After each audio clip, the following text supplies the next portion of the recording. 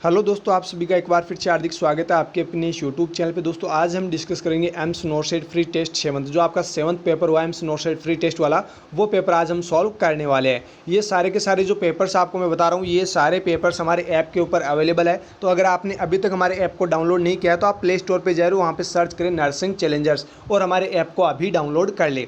वहाँ पर आपको ये फ्री टेस्ट वगैरह मिल जाएगी, तो आप वहाँ से पेपर को अटेंड करके अपना खुद का एनालिसिस कर सकते हैं। ये सभी क्वेश्चंस एम्स नॉर्सेट के लिए तो इंपॉर्टेंट है ही है, साथ ही साथ BFUHS के लिए भी ये बहुत ही ज़्यादा इंपॉर्टेंट है। जिन्होंने BFUHS के प्रीवियस एग्जाम्स वगैरह दे रखी है उनको पता है कि सारे के सारे क्वेश्चंस अनक्लेक्स बेसिस ही पूछे जाते हैं। इसलिए BFUHS वाले भी इन क्वेश्चंस को अच्छे से याद कर ले, अच्छे से इनको समझ ले और अपने फ्रेंड्स को वीडियो की लिंक को ज़्यादा से ज़्यादा शेयर ज़रूर करें, ताकि वो भी इन क्वेश्चंस को अच्छे से समझ सके और याद कर सके। स्वार्थी ना बने, सारथी बने। चलिए हम फटाफट से सभी क्वेश्चंस को सॉल्व कर लेते हैं। देखिए यहाँ पे पहला सवाल आपको पूछा गया था इस पेपर के अंदर, which primary nursing intervention should the nurse implement with a client diagnosed with rheumatoid arthritis. एक पेशेंट है जो डायग्नोस हुआ है रूमेटॉइड आर्थराइटिस से। एज ए नर्स आपको वहाँ पे नर्सिंग इंटरवेंशन इंप्लीमेंट करना है, तो आप कौन सा नर्सिंग इंटरवेंशन सबसे पहले इंप्लीमेंट करेंगे? ऑप्शन देखिए, first perform joint x rays to determine progression of the disease. Next recommend the client knit as a recreational activity. Next encourage the client to obtain flu and pneumonia vaccine. Next assess the client pain medication protocol. यहाँ पर आपको correct answer करना है। जब भी ऐसा question पूछा जाए तो आपको आंसर में क्या करना है? Option third, encourage the client to obtain flu and pneumonia vaccine. इसका रीज़न क्या है मैं आपको बताता हूँ रेशनल के माध्यम से। A primary nursing intervention is prevention. आपका एज ए नर्स जो प्राइमरी इंटरवेंशन होगा, यानी नर्स का जो प्राइमरी यहाँ पे रोल होगा वो क्या होगा कि इस पेशेंट को प्रिवेंट करना है। प्रिवेंशन ही क्या है? अपना प्राइमरी नर्सिंग इंटरवेंशन है। इसलिए आपको यहाँ पे प्रिवेंट करने के लिए आप क्या कर रहे हैं, रूमेटॉइड आर्थराइटिस के जो पेशेंट होते हैं उनको फ्लू और निमोनिया होने के बहुत ज़्यादा रिस्क होते हैं, इसलिए इनको प्रिवेंशन करना है, यानी कि इनकी वैक्सीन जो है वो इनको एडमिनिस्टर करवानी है। आगे देखिए इसमें rheumatoid arthritis is a disease with many immunological abnormalities and there is an increased susceptibility to the infectious disease such as flu and pneumonia। जो रूमेटॉइड आर्थराइटिस डिजीज़ कंडीशन है ये कुछ इम्यूनोलॉजिकल जो भी एबनॉर्मलिटीज़ है वो क्रिएट करती है और बहुत ज़्यादा इन्फेक्शियस डिजीज़ के प्रति ये पर्सन ससेप्टेबल होते हैं, मतलब इनको इन्फेक्शन होने के बहुत ज़्यादा चांसेज होते हैं, जैसे कि फ्लू या निमोनिया, इनमें से कोई सा भी इन्फेक्शन हो सकता है। तो इन पेशेंट्स को इन कंडीशन से, फ्लू एंड निमोनिया की कंडीशन से बचाने के लिए क्या करना है, इनको वैक्सीन लगवानी है। तो ये अपना क्या रहेगा? Primary nursing intervention. आगे देखिए, एडमिनिस्ट्रिंग वैक्सीन इज प्रिवेंशन। जो वैक्सीन आप एडमिनिस्टर करवा रहे हैं वो क्या है? एक प्रकार की प्रिवेंशन है, यानी कि फ्लू और निमोनिया को होने से पहले ही आप प्रिवेंट कर रहे हैं। Radiological procedure, activity and assessment are not preventive intervention. यहाँ पे जो और ऑप्शंस दिए गए हैं जैसे radiological procedure, activity and assessment, ये किसी प्रकार के कोई प्रिवेंटिव इंटरवेंशन नहीं है। अगला सवाल देखिए, the nurse is caring for a 46-year-old client diagnosed with multiple sclerosis, which clinical manifestation warrants immediate intervention. बहुत ही अच्छा सवाल है। 46 साल का एक पर्सन है जिसकी केयर नर्स कर रही है और उस पर्सन को बीमारी है मल्टीपल स्क्लेरोसिस की, वो डायग्नोस हुआ है MS यानी मल्टीपल स्क्लेरोसिस से। अब सवाल आपको ये पूछा गया है विच क्लिनिकल मैनिफेस्टेशन, कौन सा क्लिनिकल मैनिफेस्टेशन आप देखोगे, और वो अगर क्लिनिकल मैनिफेस्टेशन उस पर्सन के अंदर कंप्लेन, या फिर वो पर्सन या तो कंप्लेन कर रहा है या फिर आप असेस कर रहे हैं, तो वो अगर क्लिनिकल मैनिफेस्टेशन उस पेशेंट के अंदर दिखाई देता है तो आप इमीडिएटली एक्शन लोगे। आप वहाँ पे उस पर्सन के ऊपर जो मैनेजमेंट करना है वो मैनेजमेंट आप इमीडिएटली परफॉर्म करोगे। ऑप्शंस देखिए, फर्स्ट है the client has a congested cough and dysphagia. Next the client has scanning speech and diplopia. Next the client has dysarthria and scotomas. Next the client has muscle weakness and spasticity. यहाँ पर आपको correct answer करना है option first, the client has congested cough and dysphagia. अगर multiple sclerosis person को हो रखा है और अगर वो कंप्लेन कर रहा है या फिर आपने असेस किया उस पर्सन के अंदर कि उसको कंजेस्टेड कफ आ रहा है और डिस्फेजिया की कंडीशन उसमें डेवलप हो रही है, तो आपको एज ए नर्स वहाँ पे सबसे पहले इमीडिएटली एक्शन वहाँ पे उस पर्सन के ऊपर लेना पड़ेगा। चलिए रेशनल से इसको और अच्छे से समझते हैं। Dysphagia is a common problem of client diagnosed with MS। Multiple sclerosis के जो भी पेशेंट्स होते हैं उनमें एक कॉमन प्रॉब्लम देखने को मिलती है और वो है डिस्फेजिया, मतलब डिफ़िकल्टी होगी स्वेलोइंग करने में। ओके देखिए आगे, and this places the client at risk of aspiration pneumonia. अगर मल्टीपल स्क्लेरोसिस किसी पर्सन को होगा तो उसमें मोस्ट कॉमन जो प्रॉब्लम होगी वो कौन सी होगी, डिस्फेजिया की। तो इसकी वजह से पर्सन को एस्पायरेशन निमोनिया होने के बहुत ज़्यादा रिस्क रहेंगे। Some clients diagnosed with multiple sclerosis eventually become immobile and are the risk of pneumonia. कुछ क्लाइंट्स में जब डायग्नोस होता है मल्टीपल स्क्लेरोसिस तो पेशेंट्स क्या होते हैं कि इमोबाइल होते हैं, यानी कि वो मोबिलिटी नहीं करते हैं, किसी भी प्रकार का मूवमेंट वगैरह नहीं करते हैं, तो उसकी वजह से उनको निमोनिया होने के बहुत ज़्यादा रिस्क होते हैं। एक ही जगह वो बैठे रहते हैं तो उनको जो निमोनिया है उसके रिस्क बहुत ज़्यादा होते हैं। The other options contain expected symptom of MS. ये जो आपको जो ऑप्शंस दिए गए हैं ये सारे के सारे सिम्टम्स जरूर है मल्टीपल स्क्लेरोसिस के, लेकिन यहाँ पे आपको पूछा गया है कि वो कौन सा क्लिनिकल मैनिफेस्टेशन है जिसको देखने के बाद आप as a nurse immediate action लोगे। तो आपको करेक्ट आंसर में क्या करना है, डिस्फेजिया, कंजेस्टेड कफ आ रहा है या फिर डिस्फेजिया कंडीशन डेवलप हो रही है तो आपको एज ए नर्स वहाँ पे सबसे पहले या फिर इमीडिएटली आपको एक्शन वहाँ पे लेना है। अगला सवाल देखिए, the nurse is admitting a client diagnosed with protein calorie malnutrition secondary to acquired immune deficiency syndrome AIDS, which intervention should the nurse implement। देखिए एक पेशेंट एडमिट हुआ है जिसको कंडीशन है प्रोटीन कैलोरी माल न्यूट्रिशन की और साथ ही साथ उसको सेकेंडरी एड्स भी हो रखा है। एज ए नर्स आप यहाँ पे कौन सा इंटरवेंशन इम्प्लीमेंट करेंगे? ऑप्शंस देखिए, first assess the client body weight and ask what the client has been able to eat. अगला ऑप्शन देखिए, place a contact isolation and don the mask and gown before entering the room। next have the client collect a clean voided urine specimen for culture। अगला option देखिए, teach the client about the importance of consuming and adequate calories।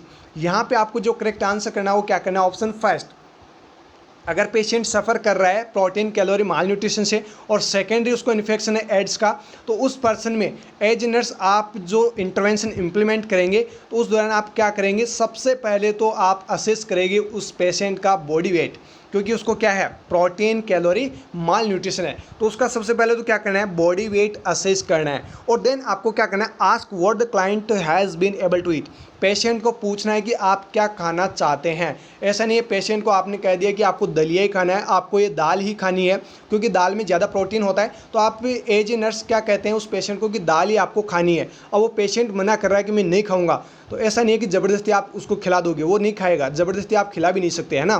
तो patient को पहले पूछ लेना है कि भाई आप क्या खाना चाहते हैं। अगर उसने बता दिया कि ये चीज़ मैं खाना चाहता हूँ तो वो चीज़ उसको प्रोवाइड करे, ताकि उसको मतलब उस चीज़ में इंटरेस्ट है तो वो चीज़ आप उसको प्रोवाइड करें ताकि वो अच्छे से भर पेट के खाना खाए, ताकि उसकी जो प्रोटीन एलर्जी माल न्यूट्रिशन या फिर प्रोटीन जो कैलोरिक माल न्यूट्रिशन की कंडीशन है वो सबसाइड हो सके। ओके, तो यहाँ पे ऑप्शन फर्स्ट जो है वो आपको करेक्ट आंसर करना है। रेशनल में और देख लेते हैं इसको, the client has a malnutrition syndrome. Client जो है वो माल न्यूट्रिशन सिंड्रोम का है। The nurse should assess the body weight and what the client has been able to eat. जो भी नर्स यहाँ पे वर्क कर रही है, जो नर्स इस पेशेंट को ऑब्जर्व कर रही है, वो नर्स जो है इस पेशेंट का वेट चेक करेगी और उसको पूछेगी कि आप क्या खाना चाहते हैं, क्या खाने के लिए आप एबल है। आगे देखिए, standard precautions are used for the client diagnosed with AIDS. अगर सिर्फ एड्स का ही पेशेंट दिया जाता तो फिर आपको स्टैंडर्ड प्रिकॉशंस यूज़ करने की वहाँ पे ज़रूरत होती। The same for the every other client. और जैसे कि जो भी एड्स वाले सेम पेशेंट्स होते हैं उन पे आपको स्टैंडर्ड प्रिकॉशंस रखना ज़रूरी होता है। लेकिन यहाँ पे पेशेंट आपके पास में प्रोटीन कैलोरी माल न्यूट्रिशन का, जिसकी वजह से सेकेंडरी एड्स वगैरह उस पर्सन को डेवलप हो रखा है। तो पहले आपको क्या करना है, जो प्रोटीन कैलोरिक माल न्यूट्रिशन है उसको सबसाइड करना है। A urinary tract infection would the not cause malnutrition. किसी भी प्रकार से यूटीआई जो इन्फेक्शन है वो माल न्यूट्रिशन कॉज नहीं करता है। The client does not need teaching, और ना ही टीचिंग करवाने की उस पेशेंट को ज़रूरत है। There is a physiological reason for the malnutrition. देखिए किसी प्रकार से आपको उस पेशेंट को टीच नहीं करवाना है। यूटीआई जो है वो किसी प्रकार से माल न्यूट्रिशन कॉज नहीं करता है, इसलिए आपको यहाँ पे क्या करना है, पेशेंट का वेट असेस करना है और उस पेशेंट से पूछना है कि आप क्या खाना चाहते हैं। अगला सवाल देखिए, The nurse is caring for a client who is complaining of weakness and tingling of the feet bilaterally. Which assessment intervention should the nurse implement first? ये यहाँ पे जो भी क्वेश्चंस आ रहे हैं वो प्रायोरिटी बेसिस आ रहे हैं। बहुत ही अच्छे सवाल है, ये आपके एम्स नॉर्सेट के एग्जाम में या फिर BFEHS के एग्जाम में आपको देखने को मिलेंगे। प्रायोरिटी बेसिस क्वेश्चंस बहुत ज़्यादा पूछते हैं आजकल एम्स में, तो आप ऐसे क्वेश्चंस को अच्छे से सॉल्व करें, अच्छे से याद करें। देखिए एक नर्स जो है वो ऐसे पेशेंट की केयर कर रही है जिस पेशेंट को एक प्रॉब्लम हो रखी है और वो कंप्लेन कर रहा है कि मेरे को जो है वीकनेस आ रही है और टिंगलिंग सेंसेशन जो है मेरे पैरों के अंदर, दोनों पैरों के अंदर मेरे को टिंगलिंग सेंसेशंस फील हो रहे हैं। एज नर्स आप यहाँ पे कौन सा इंटरवेंशन पहले इम्प्लीमेंट करेंगे? देखिए ऑप्शन आपको दे रखा है। फर्स्ट है assess deep tendon reflexes, next है complete a Glasgow coma scale, next है check for Brudzinski sign, next है take the client vital sign. यहाँ पर आपको करेक्ट आंसर करना है option first, assess deep tendon reflexes. अगर पर्सन कंप्लेन कर रहा है कि मेरे को वीकनेस हो रही है और टिंगलिंग सेंसेशन दोनों पैरों में हो रहे हैं, तो उस पेशेंट में आप सबसे पहले क्या करेंगे, जो डीप टेंडन रिफ्लेक्सेस है वो आपको असेस करना है। अभी रेशनल से जानते हैं ग्लासगो कोमा स्केल जो है कॉन्शियस अनकॉन्शियसनेस को जानने के लिए, और जो ब्रुजिन्स्की साइन है वो मेनिंजाइटिस में देखने को मिलता ही है। देखिए यहाँ पे hyporeflexia of the lower extremities is a classical clinical manifestation of the GBS Guillain Barré syndrome. जो आपको यहाँ पे कंप्लेन दी गई है वो किसकी है, जीबीएस गुलेन-बार सिंड्रोम की। देखिए जो हाइपोरिफ्लेक्सिया है ये मेनली लोअर एक्सट्रीमिटीज में होता है और ये क्लासिकल साइन होता है गुलेन-बार सिंड्रोम का। ध्यान रखना, कभी भी आपको पूछा जा सकता है कि गुलेन-बार सिंड्रोम का क्लासिकल साइन क्या होता है, तो आपको आंसर में क्या करना है, हाइपोरिफ्लेक्सिया, है ना। आगे देखिए, therefore assessing deep tendon reflexes is appropriate. अगर हाइपोरिफ्लेक्सिया है तो एज नर्स यहाँ पे डीप टेंडन रिफ्लेक्स को असेस करना हमारी क्या है, प्रायोरिटी है। आगे देखिए, Glasgow coma scale is use to client with the head injury and central neurological dysfunction. Glasgow coma scale कब यूज़ करते हैं, जब किसी पर्सन की हेड इंजरी हुई है या फिर सेंट्रल न्यूरोलॉजिकल डिसफंक्शन हुए हैं, तो उन पर्सन्स में ग्लासगो कोमा स्केल यूज़ करते हैं। The Brudzinski sign are evaluate for meningitis. Meningitis को डायग्नोज करने के लिए या फिर मेनिंजाइटिस को असेस करने के लिए इस डिजीज़ को फाइंड आउट करने के लिए ब्रुजिन्स्की जो रिफ्लेक्स है वो चेक किया जाता है मेनिंजाइटिस के अंदर। The client vital sign will not give the nurse information related to these symptoms. Vital sign से आपको किसी प्रकार की कोई इन्फॉर्मेशन नहीं मिलने वाली है। ओके, आगे देखिए अगला question. The client diagnosed with GBS Guillain-Barré syndrome has arterial blood gas ABG analysis से ये क्वेश्चन पूछा गया है। देखिए आपको ABG फाइंडिंग दे रखी है। ABG of pH 7.32, PaCO2 51 mmHg, SCO3 27 mmHg and PaO2 50 mmHg. Which intervention should the nurse implement? देखिए पेशेंट जो है वो कौन सा है, जीबीएस गुलेन-बार सिंड्रोम का।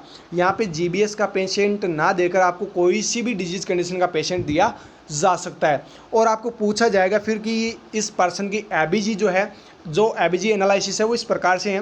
पीएच 7.32 है, PaCO2 51 mmHg है, SCO3 27 mmHg है और PaO2 50 mmHg है। अब एज ए नर्स आपको यहाँ पे इस पेशेंट पे इंटरवेंशन इम्प्लीमेंट करना है, तो आप एज ए नर्स सबसे पहले कौन सा इंटरवेंशन इम्प्लीमेंट करेंगे? ऑप्शंस आपको दिए गए हैं। Prepare to place the client on the ventilator. Next option देखिए, have the client cough and deep breath. Next, confirm the result with pulse oximeter. Next, perform pulmonary toileting procedures. यहाँ पे आपको correct answer करना है option first, prepare to place the client on the ventilator. आपने यहाँ पे PaO2 level देखिए अपना, PaO2 लेवल कितना है, 50 mmHg, यानी बहुत कम ऑक्सीजन लेवल है, तो उस पेशेंट को प्रिपेयर करना है वेंटिलेटर के लिए। ये आपका यहाँ पे सबसे पहला इंटरवेंशन रहेगा। देखते हैं इसको रेशनल में और। The client is in respiratory failure because of the inability to the nerves to stimulate breathing. ये जो रेस्पिरेटरी फेल्योर को ये कंडीशंस जो है वो इंडिकेट कर रही है, जो आपको एबीजी एनालिसिस दे रखा है वो रेस्पिरेटरी फेल्योर को इंडिकेट कर रही है, जिसमें क्या है कि रेस्पिरेटरी फेल्योर की वजह से क्यों हो रहा है ये रेस्पिरेटरी फेल्योर, जो नर्व्स स्टिमुलेट करती है ब्रीदिंग को वो नर्व्स काम अपना प्रॉपर नहीं कर पा रही है, वो इनेबल है, वो नर्व्स स्टिमुलेटिव ब्रीदिंग को नहीं कर पा रही, जिसकी वजह से रेस्पिरेटरी फेलियर हुआ है। और इस कंडीशन में ऐसी एबीजी एनालिसिस आपको देखने को मिलेगी। The client must be intubated and placed on a ventilator immediately. ऐसी कंडीशन में आपको क्या करना होता है, पेशेंट को वेंटिलेटर पे इमीडिएटली आपको ले जाना होता है या फिर इंटूबेटेड इस पर्सन को करना होता है। आगे देखिए, coughing and deep breathing will not help the client who can not initiate respirations. Coughing और डीप ब्रीदिंग से आप किसी प्रकार से उस पेशेंट का जो रेस्पिरेशन है उसको ठीक नहीं कर सकते हैं। Arterial oxygen level is accurate, so confirmation with the pulse oximeter is not necessary. यहाँ पे एबीजी एनालिसिस में जो आपको PaO2 लेवल दिया गया है वो एक्यूरेट है, आपको बता दिया गया कि उस पेशेंट का PaO2 लेवल इतना है, तो आपको फिर से आपको पल्स ऑक्सीमीटर से कंफर्म करने की ज़रूरत नहीं है। ओके, तो यहाँ पे आपको करेक्ट आंसर क्या करना है, ऑप्शन फर्स्ट। अगला सवाल देखिए, the client was admitted 4 days ago to the burn unit with severe full thickness and deep partial thickness burn over half the body, which client problem has priority। देखिए 4 दिन पहले एक पेशेंट एडमिट हुआ है जो partial thickness burn deep partial thickness burn से वो जल चुका है या फिर सीवियर फुल थिकनेस से वो पर्सन जला हुआ है और वो आपके पास में हॉस्पिटल में एडमिट हुआ है, हाफ ऑफ बॉडी उसकी जो है वो जल चुकी है। अब यहाँ पे आपको पूछा गया कौन सी प्रॉब्लम उस पर्सन को हो सकती है, प्रायोरिटी के बेसिस पे आपको बताना है। वैसे यहाँ पे जो ऑप्शंस आपको दिए गए हैं वो सारे के सारे वही सही है, बट यहाँ पे आपको प्रायोरिटी देनी है कि उस पर्सन को कौन सी प्रॉब्लम मोस्टली सबसे पहले होगी। देखिए ऑप्शन फर्स्ट है high risk for infection, next ineffective कॉपिंग, next impaired physical mobility, next knowledge deficit. Correct answer आपको करना है option first, high risk for infection. अगर कोई बर्न का पेशेंट है तो उसमें सबसे ज़्यादा जो रिस्क होते हैं वो होते हैं इन्फेक्शन के, उसको बहुत ज़्यादा रिस्क होंगे इन्फेक्शन के, क्योंकि जो प्रोटेक्टिव जो लेयर होती है स्किन, अगर वही अपनी प्रोटेक्टिव लेयर ही हट जाए तो फिर इन्फेक्शन का बढ़ना तो संभव है। तो दोस्तों यहाँ पे आपको करेक्ट आंसर क्या करना है, हाई रिस्क फॉर इन्फेक्शन, बहुत ज़्यादा रिस्क उसको रहेगा इन्फेक्शन होने का। बाकी जो ऑप्शन है वैसे ये भी सही है कि जो बर्न वाले पेशेंट्स होते हैं उनमें इनइफेक्टिव कॉपिंग होती है, इम्पेयर्ड फिजिकली मोबिलिटी वो नहीं कर पाते हैं, नॉलेज डेफिसिट हो जाता है, वैसे तो ये भी सही। बट यहाँ पे आपको पूछा गया प्रायोरिटी प्रॉब्लम आपको बतानी है, तो प्रायोरिटी प्रॉब्लम हमेशा बताना हाई रिस्क फॉर इन्फेक्शन। देखिए रेशनल के अंदर even thought this is a potential problem, it is a priority because the protective barrier of skin has been compromised and there is an impaired immune answer। देखिए जो protective barrier है जो skin है, अगर वही हट गई तो इसकी वजह से रिस्क जो है इन्फेक्शन के बहुत ज़्यादा बढ़ जाएंगे, तो ये आपका सही आंसर होगा यहाँ पे। Psychosocial client problems potential joint contractures and can cause mobility deficit and teaching are important but not priority. ये भी इंपॉर्टेंट है, ये भी यहाँ पे प्रॉब्लम्स होगी बट ये इंपॉर्टेंट नहीं है प्रायोरिटी के हिसाब से, तो यहाँ पे प्रायोरिटी के हिसाब से आपको रिस्क ऑफ इन्फेक्शन आपको यहाँ पे करेक्ट आंसर करना है। अगला सवाल देखिए, the client diagnosed with schizophrenia is prescribed risperidone an atypical antipsychotic which medication teaching should the nurse discuss with the client. यहाँ पे रिस्पेरिडोन का जो ब्रांड नेम है वो भी दे रखा है रिस्पेरिडाल। यहाँ पे देखिए पेशेंट कौन सा है, स्किज़ोफ्रेनिया का, उस पेशेंट को ड्रग प्रिस्क्राइब की गई है रिस्पेरिडोन जो कि एटिपिकल एंटीसाइकोटिक ड्रग है। अब इस ड्रग के बारे में आप क्या कर रहे हैं, पेशेंट को बता रहे हैं, उसको आप टीचिंग करवा रहे हैं, उसको आप समझा रहे हैं। एज नर्स आप उस पेशेंट को क्या समझाएंगे। ऑप्शन देखिए, फर्स्ट है tell the client to avoid wine and yeast product, next है instruct the client to change position slowly, next है encourage the client to drink 8 glass of water a day, next discuss the importance of dressing salt in the diet. ऐसे जो questions होते हैं वो बहुत ज़्यादा important होते हैं। बहुत सारे क्वेश्चंस यहाँ पे जो आए हैं अभी तक वो प्रायोरिटी बेसिस से आए हैं, ये सारे के सारे क्वेश्चंस बहुत ज़्यादा इंपॉर्टेंट है, अच्छे से याद इनको कर लेना। यहाँ पर आपको करेक्ट आंसर करना option second, instruct the client to change position slowly. Patient को आप टीचिंग दे रहे हैं तो उनको आप बताएंगे कि आप जब भी पोजीशन चेंज करें तो आप अपनी पोजीशन को स्लो मोशन में चेंज करें, एक साथ में आप पोजीशन चेंज ना करें। इसके पीछे वजह क्या है, चलिए रेशनल में जानते हैं अच्छे से। A side effect of all type of antipsychotics is orthostatic hypotension, light headedness and dizziness when rising, which can be minimized by moving slowly when assuming an erect postures। देखिए जो भी एटिपिकल एंटीसाइकोटिक ड्रग्स होती है उन सभी drugs का जो most of side effect होता है वो क्या होता है, ऑर्थोस्टैटिक हाइपोटेंशन, जिसके वजह से पेशेंट्स में लाइट हेडेडनेस होगा, डिजीनेस रहेगी। इसलिए उन पेशेंट्स को ये बताना कि जब भी आप ये टैबलेट ले रहे हैं, जब मतलब ये मेडिकेशन जब तक आपको चल रही है तब तक आपको क्या करना है, जो मूवमेंट है वो आपको स्लो करना है, मतलब स्लोली आपको मूवमेंट करना है। जो भी पोजीशंस आप चेंज कर रहे हैं वो आप स्लोली मूवमेंट में आप ज़रूर कीजिएगा। तो यहाँ पे इस ऑर्थोस्टैटिक हाइपोटेंशन से प्रिवेंट करने के लिए आपको क्या करना है, उस पेशेंट को ये टीचिंग देनी है कि आप स्लोली मूवमेंट कीजिएगा जब भी आप कोई भी काम कर रहे हैं, जब भी आप मोबाइल हो रहे हैं तो उस दौरान। ओके, आगे देखिए, food high in tyramine should be avoided by client taking mono amino oxidase inhibitors. देखिए जो फूड हाई इन टायरामाइन वाला है वो ऑप्शंस जो है वो कब आपका लागू होगा, जब मोनोअमाइन ऑक्सीडेज इनिबिटर कोई पेशेंट ले रहा है तो उन पर्सनस में अगर हाई टायरामाइन फूड के अंदर प्रेजेंट है तो ये फूड जो है वो अवॉइड करना चाहिए जब कोई पर्सन मोनोअमाइन ऑक्सीडेज इनिबिटर ले रहा है। Increase fluid intake and decreasing salt are instructions for the client taking lithium. जब लिथियम थेरेपी पे कोई पर्सन चल रहा है, लिथियम जो है वो ड्रग ऑफ चॉइस है मेनिया की, तो मेनिया में लिथियम जब दिया जाता है तो उन पेशेंट को इंस्ट्रक्ट किया जाता है कि आप बहुत ज़्यादा फ्लूइड ले और साल्ट जो है वो आप कम से कम ले। तो डिक्रीज साल्ट लेना है और इंक्रीज फ्लूइड जो है वो आपको लेना है जब आप लिथियम थेरेपी पे हो। तो देखिए दोस्तों यहाँ पे क्वेश्चंस 3 प्रकार के बन सकते हैं। एक तो लिथियम वाला कि आप लिथियम किसी पर्सन को दे रहे हैं तो आप एज ए नर्स क्या टीचिंग आप उसको प्रोवाइड करेंगे। आंसर में करना increase fluid and decrease salt जो है वो आपको लेना है। अगर आपको पूछ लिया जाए कि एक पेशेंट है जो मोनोअमाइन ऑक्सीडेज इनिबिटर्स टैबलेट ले रहा है तो आप एज ए नर्स वहाँ पे उसे क्या एडवाइस देंगे, तो आपको वहाँ पर आंसर करना होगा फिर food high in tyramine should be avoided. अगर टायरामाइन ज़्यादा है फूड के अंदर तो उस फूड को आपको अवॉइड करना है। तो ऐसे 3-4 क्वेश्चंस यहाँ पे बन जाते हैं, है ना, तो ध्यान रखिएगा। अगला सवाल देखिए,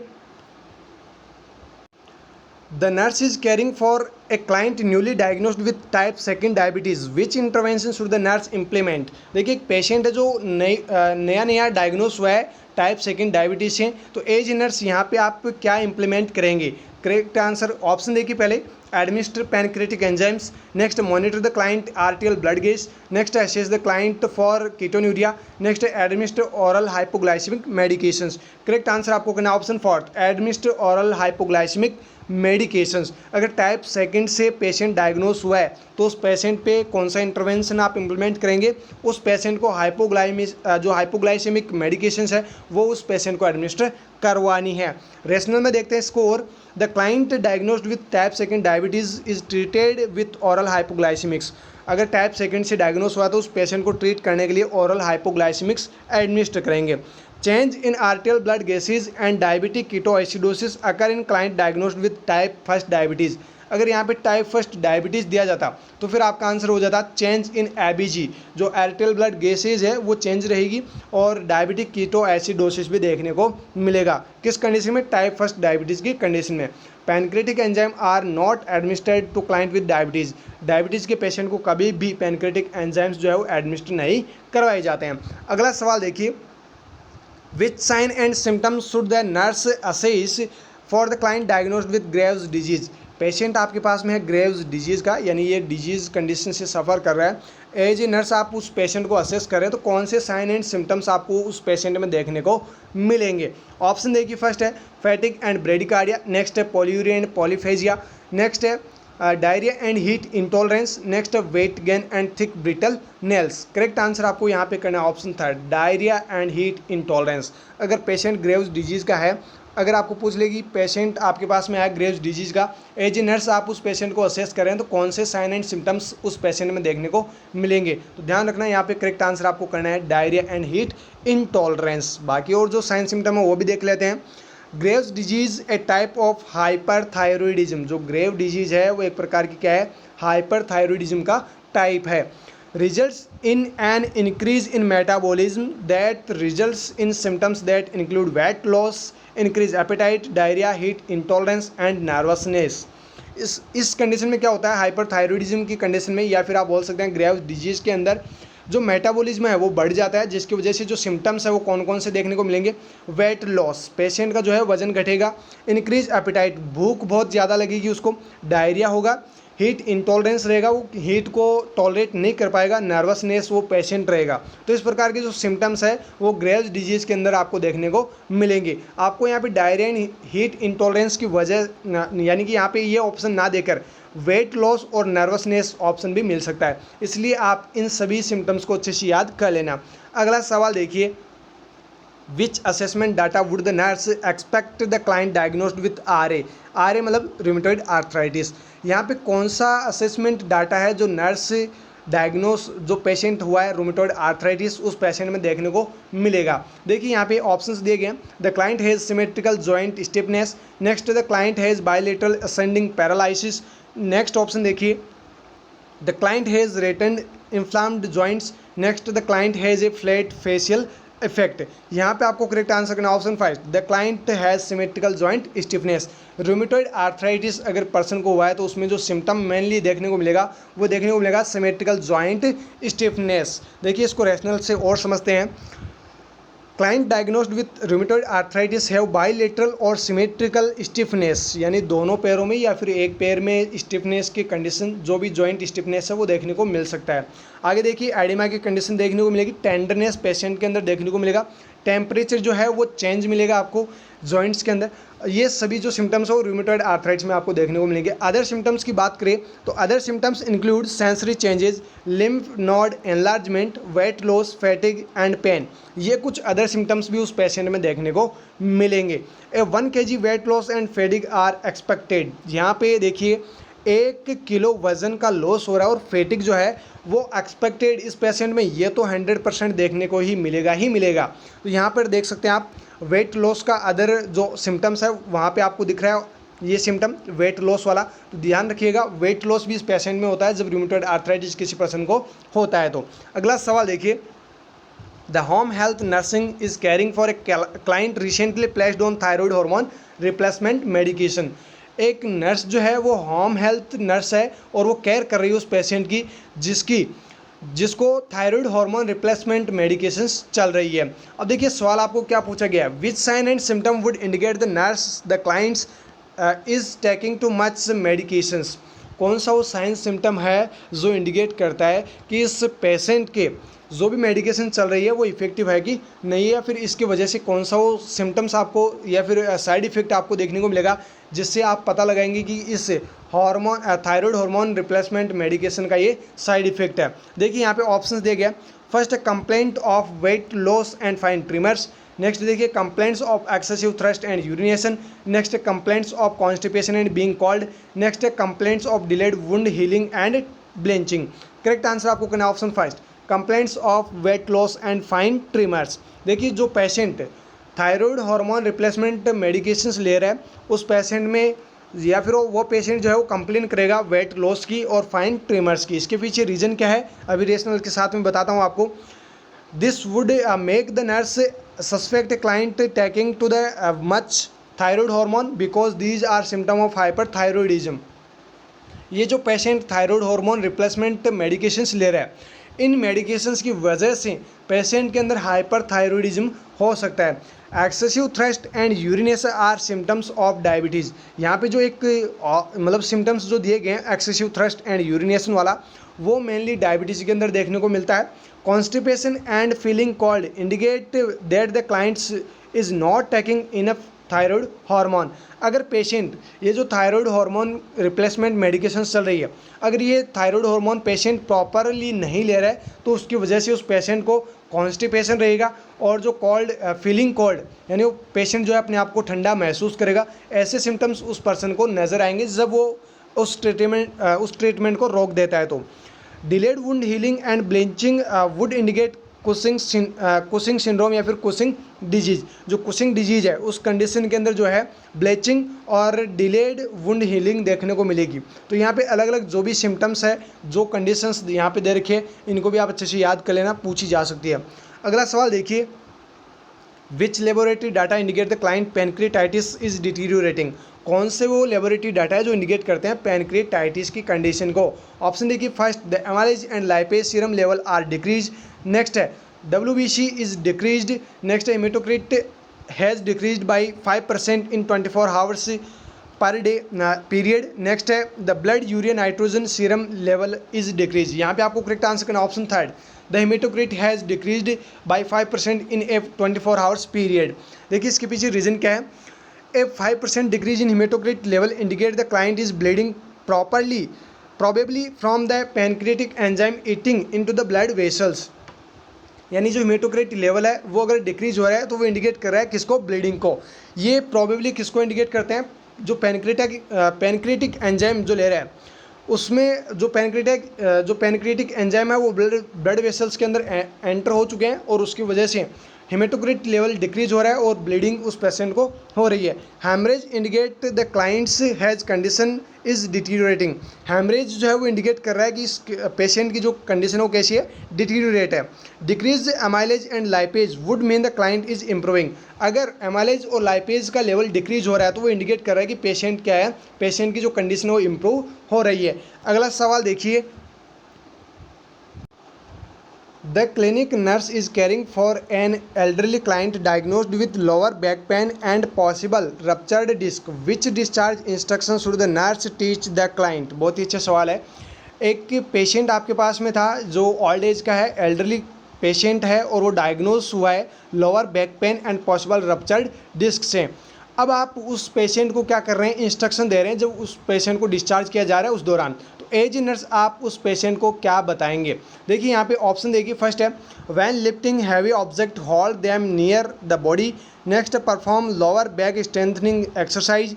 next use an anti diarrheal medication when taking narcotics. Next return to the office to demonstrate the Crede manoeuvre, जो क्रेडी मैन्यूअर फॉर वाइडिंग। यहाँ पे आपको जो करेक्ट आंसर करना है वो क्या करना है, option first which when lifting heavy यहाँ पे आपको जो करेक्ट आंसर करना है वो क्या करना है, option second perform lower back strengthening exercise. यानी कि जब आप घर चले जाते हैं यहाँ से मतलब डिस्चार्ज हो गए, उसके बाद आपको लोअर बैक जो स्ट्रेंथनिंग एक्सरसाइज है वो आपको डेली परफॉर्म करनी है। ये टीचिंग आपको उन पेशेंट को बतानी है। रेशनल में जानते हैं, और the client should be taught exercise to strengthen the lower back muscles. Clients with a possible ruptured disc should not be lifting heavy objects. Ruptured disc person को अगर हो रखा है तो उसको हैवी ऑब्जेक्ट्स जो है वो कभी भी नहीं उठाने हैं। और लोअर बैक पेन जो हो रहा है इसके लिए उस पर्सन को डेली स्ट्रेंथनिंग जो एक्सरसाइज है वो परफॉर्म करनी है। The Crede manoeuvre is for clients with neurological bladder. The client voids because is rolling pressure is applied to the lower abdomen. जो क्रेडी मैन्यूअर है उसमें क्या होता है, क्रेडी मैन्यूअर हम जो परफॉर्म करते हैं उसमें क्या करते हैं, रोलिंग प्रेशर हम अप्लाई करते हैं कहाँ पे, लोअर एब्डोमन के अंदर। जब न्यूरोजेनिक ब्लैडर की कंडीशन कॉज होती है, यानी कि किसी पर्सन को न्यूरोजेनिक जो ब्लैडर है उसकी कंडीशन कॉज हो जाती है, जिसकी वजह से जो यूरिन है वो अच्छे से प्रॉपर अमाउंट में पास नहीं हो पाता है, यानी कि जो वॉइडिंग है वो अच्छे से नहीं हो पाती है। इसलिए जो क्रेडी मैन्यूअर है वो हम यूज़ करते हैं। ध्यान रखना, बहुत ही इंपॉर्टेंट सवाल है, पूछा जा सकता है क्रेडी मैन्यूअर क्या है, या फिर ये कब हम यूज़ करते हैं, या फिर इसका प्रोसीजर से रिलेटेड पूछा जा सकता है कि कैसे हम क्रेडी मैन्यूअर करते हैं। तो वहाँ पर आपको आंसर में करना होगा rolling pressure is applied to the lower abdomen. जो लोअर एब्डोमन है उसमें हम लोअर जो रोलिंग प्रेशर है वो हम अप्लाई करते हैं, जिससे कि पेशेंट को क्या हो, वॉइडिंग की कंडीशन अराइज हो। तो यहाँ पे क्रेडी मैन्यूअर जो है वो आपको समझ में अच्छे से आ ही गया। ध्यान रखना, आगे ये क्वेश्चन पूछा जा सकता है। आगे देखिए, the client taking codeine is at risk for developing constipation. Anti diarrhoeal should not be taken prophylactically. जो पेशेंट कोडेन यहाँ पे ले रहा है उस पर्सन को कॉन्स्टिपेशन होना संभव है, मतलब स्वाभाविक है। यहाँ पे anti diarrhoeal should not be taken prophylactically, तो उस पेशेंट को जो एंटी डायरियल मेडिकेशंस है वो देने की ज़रूरत नहीं है। ओके, अगला सवाल देखिए, the orthopaedic nurse is admitting a female client with A compound fracture of the right fibula. Which intervention should the nurse implement.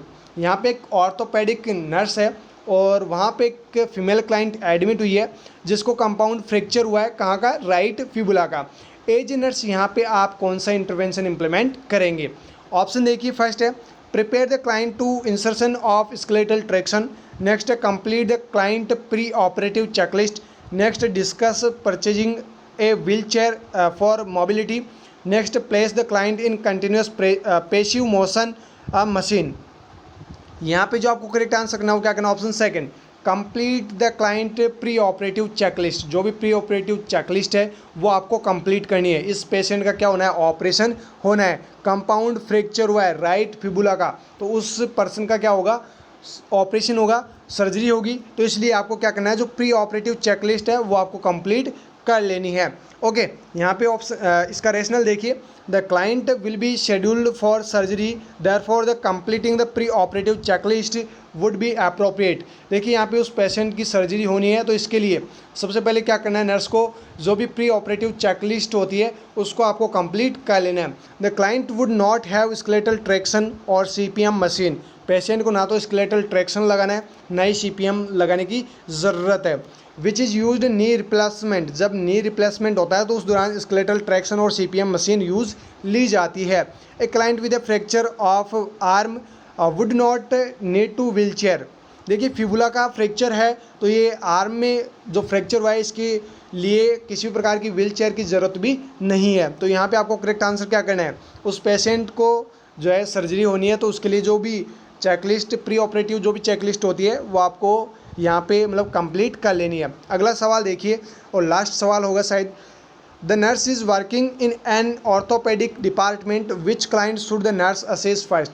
देखिए नर्स जो है वो ऑर्थोपेडिक डिपार्टमेंट में काम कर रही है, यहाँ पे आपको प्रायोरिटी देनी है कि आप सबसे पहले किस पेशेंट को असेस करेंगे। यहाँ पे 4 पेशेंट आपको बताए गए हैं, एज ए नर्स आप सबसे पहले कौन से पेशेंट को असेस करेंगे। ऑप्शन देखिए, फर्स्ट है the client with an open reduction and internal flexion, जिसका शॉर्ट फॉर्म यहाँ पे दिया गया है। बाय द वे ये फ्यूचर में आपको पूछा जा सकता है, ऑरिफ का फुल फॉर्म पूछा जा सकता है, या फिर ऑरिफ में आर का मतलब आई का मतलब कोई भी एक मतलब आपको पूछा जा सकता है। ऑरिफ का मतलब है open reduction and internal fixation, या फिर यहाँ पे जो ऑरिफ है इसमें से कोई भी एक वर्ड आपको पूछा जा सकता है। देखिए आगे, of the right hip who need to the removed from buck tractions. अगला ऑप्शन देखिए, the client with the total knee repair who is using CPM machine when lying in the bed. Next option देखिए, the client with an L3L4 laminectomy who will not allow the UAP to turn the client using the log rolling method. Last option देखिए, the client who is being admitted to the orthopaedic department from the emergency department. तो देखिए यहाँ पे emergency वालों को तो क्या करना है, अपने को सबसे पहले देखना है। तो यहाँ पे जो ऑप्शन लास्ट है वो आपका क्या हो जाएगा, करेक्ट आंसर हो जाएगा एज नर्स। यहाँ पे आप किस पेशेंट को देखोगे, जो इमरजेंसी डिपार्टमेंट में एडमिट हुआ है उस पेशेंट को सबसे पहले देखना है। बाकी ये जो भी यहाँ पे पेशेंट है इनको बाद में आप देख सकते हैं, सबसे पहले इमरजेंसी वाले पेशेंट को देखना होगा। चलिए रेशनल भी जान लेते हैं इसका।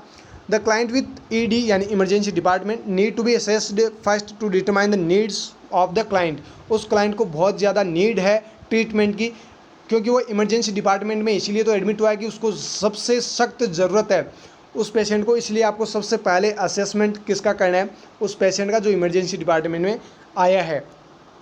The client with laminectomy need to log rolled to prevent injury of the surgical incision but not before the new admission is assessed.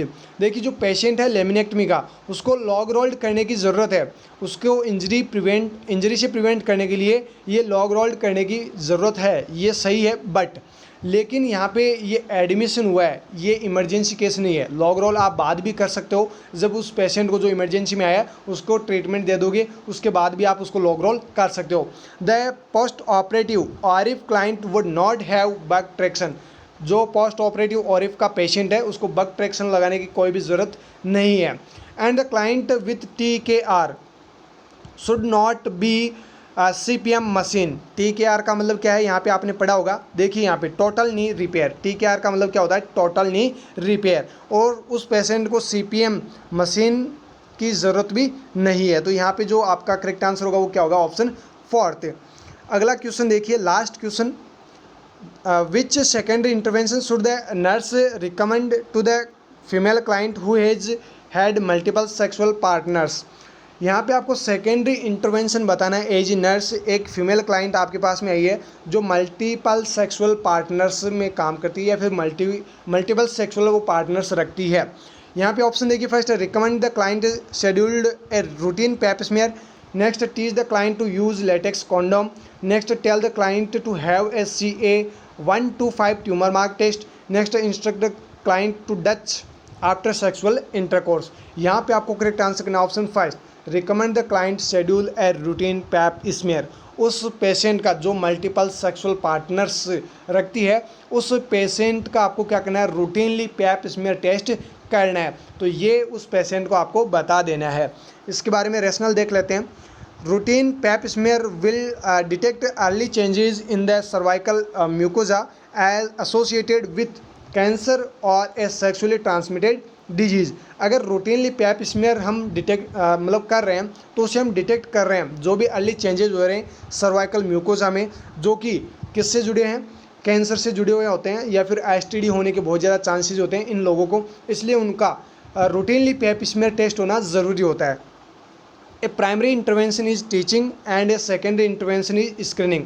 पहला जो इंटरवेंशन रहेगा वो क्या रहेगा, अपना टीच करवाने का, पेशेंट को बताने का, समझाने का। उसके बाद का जो हमारा जो इंटरवेंशन रहेगा वो क्या रहेगा, स्क्रीनिंग का। ओके, आगे देखिए CA125 is used to monitor ovarian cancer. अगर ओवेरियन कैंसर हुआ है तो उसको डिटेक्ट करने के लिए ट्यूमर मार्कर यूज़ होता है CA125, यानी इसके लेवल को हम चेक करके पता कर सकते हैं कि पेशेंट को ओवेरियन कैंसर है कि नहीं है। तो ये सवाल भी पूछा जाता है कभी कभार कि ओवेरियन कैंसर को डिटेक्ट करने के लिए कौन सा ट्यूमर मार्कर यूज़ करते हैं या फिर कौन से ट्यूमर मार्कर की ज़रूरत होती है ओवेरियन कैंसर के अंदर। तो आपको आंसर में करना होता है CA125। बहुत बार ये क्वेश्चन पूछा भी जा चुका है। दोस्तों ये थे हमारे जो सवाल 7th पेपर में आपको पूछे गए थे। बाकी जो रिमेनिंग पेपर्स है वो भी हम आपको जल्दी प्रोवाइड करवा देंगे।